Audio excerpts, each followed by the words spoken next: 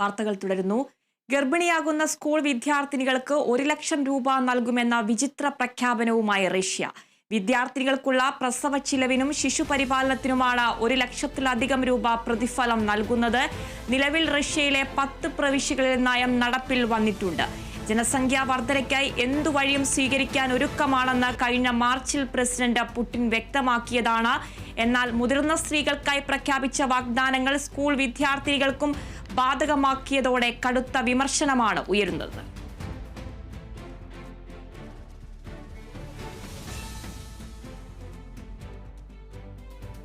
ഗർഭിണിയാകുന്ന school വിദ്യാർത്ഥിനികൾക്ക് 1,00,000 രൂപ നൽകുമെന്ന വിചിത്ര പ്രഖ്യാപനവുമായി Russia. വിദ്യാർത്ഥിനികൾക്കുള്ള പ്രസവ ചിലവിനും ശിശുപരിപാലനത്തിനുമായാണ് 1,00,000-ലധികം രൂപ പ്രതിഫലം നൽകുന്നത്. നിലവിൽ റഷ്യയിലെ 10 പ്രവിശ്യകളിൽ നയം നടപ്പിൽ വന്നിട്ടുണ്ട്.